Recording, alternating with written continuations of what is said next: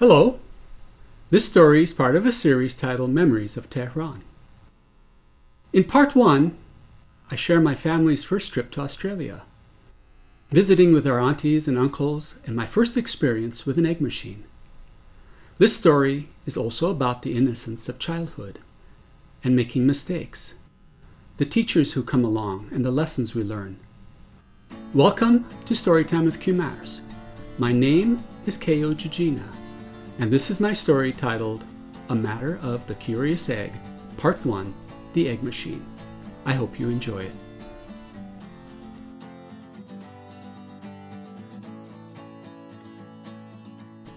I was 11 years old when Dad took us on our first trip to Sydney, Australia, to visit family. I have no memory of the flight over or whether or not we made our connections flying standby on Iran Air. The relatives in question were from Mom's side of the family and had immigrated from Iran a few years earlier. Altogether, there were 4, if you counted Uncle Melly. Uncle Melly was Granny Ferengi's sister's son. He would boast of being a confirmed bachelor back in the days when people were expected to get married regardless of interest or sexual preference. And matchmakers made their rounds with tiny black books filled with passport-sized photos. First to leave was Mom's oldest sister, Shara Ostovari Pushasp, and her family, followed by brothers Shapur and Nozar Ostovari, with their respective families. It had been a few years since the move, and Mom was eager to visit, and Dad must have been thinking of immigrating there someday in the future. According to Uncle, Shara and Shapur had left to get away from Akhtar Auntie, who was Nozar Uncle's wife. The irony was, they followed suit. After a bout of cancer, Shara Auntie's husband, Uncle Faridun, passed away, and we stayed with her and her 2 chihuahuas as part of our visit. Her youngest son, Dariush, might have also been living at the house, but I don't remember seeing him there much. It may have had something to do with the 5 of us invading their space, forcing him to give up his room and spend the nights at one of the uncles. The visit would have been for a couple of weeks before returning home to Tehran. Late one afternoon, my parents, Mani, short for Manije, and Rusi, short for Rustam, took brother, sister, and I on a walk to the neighborhood pharmacy. As was customary, brother and I were told to wait outside, while Mom, Dad, and sister went in. Next to the pharmacy's entrance stood 2 giant lollipop-shaped machines with shiny red caps. Under strict instructions not to move from the spot we had been told to wait, I walked closer to get a look. Through the glass, I saw clear plastic eggs containing miniature figurines in the form of brown farm animals. They reminded me of the green toy soldiers brother and I played with at home. Peeking closer, I saw other animals inside. There were chickens and horses and sheep and goats and cows. The farm animals were calling out to me, begging me to take them home.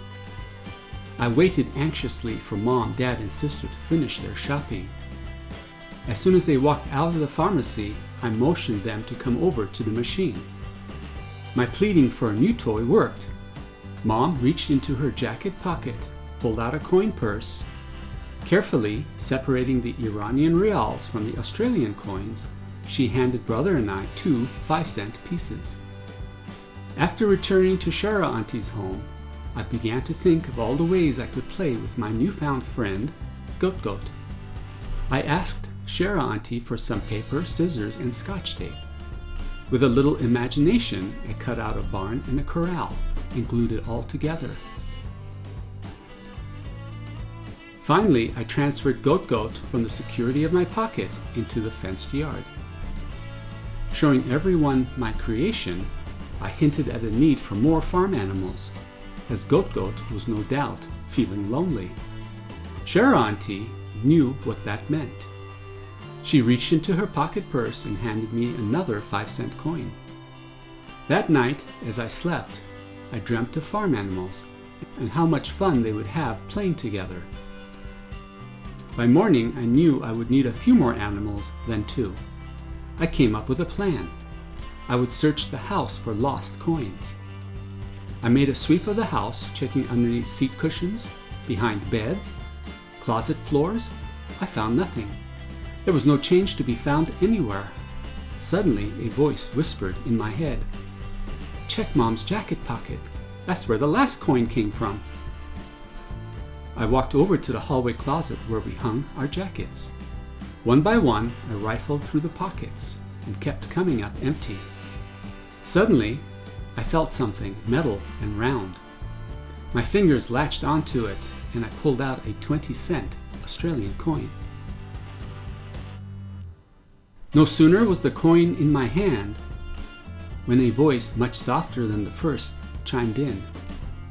"Something doesn't feel right here." Dismissing the voice of conscience, I went about planning a trip to the pharmacy. It did not take much coaxing for Mom to give me the okay to go down to the pharmacy by myself, and off I went.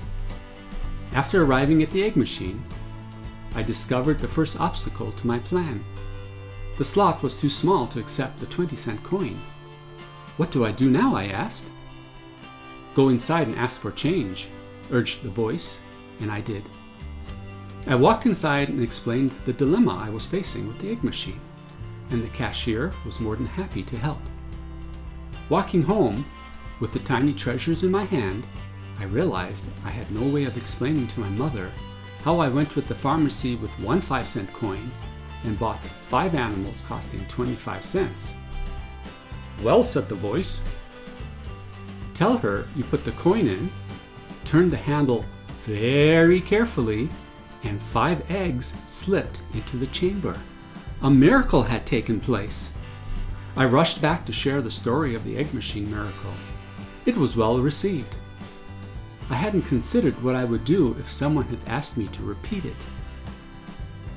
A few days later, Mom and Dad were out shopping with Sister.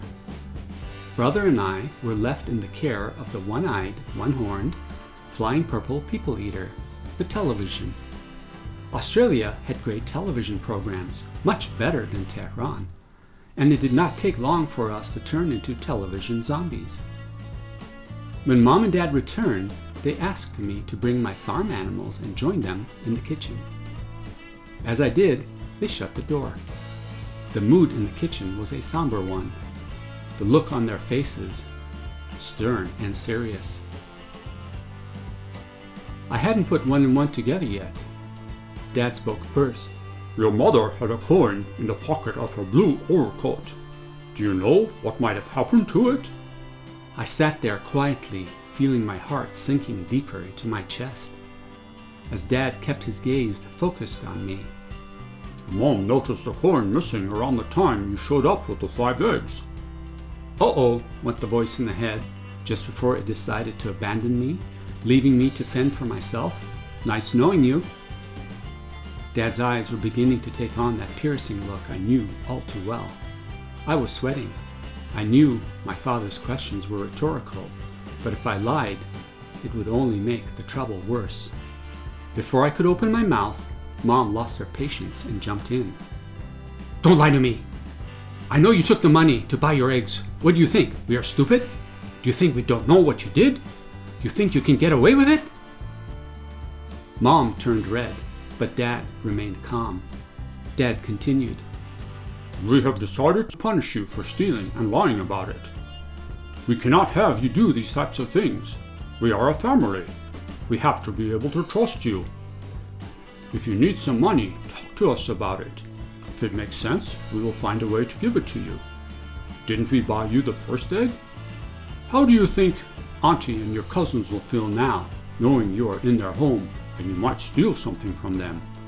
If you steal even one time, anything goes missing, they will think it was you. They will accuse you, blame you, even if you did not do it. So it is important to live your life in such a way that if something is misplaced or goes missing, you are able to stand up and say it was not you and have people believe you. Son, I am very disappointed in you."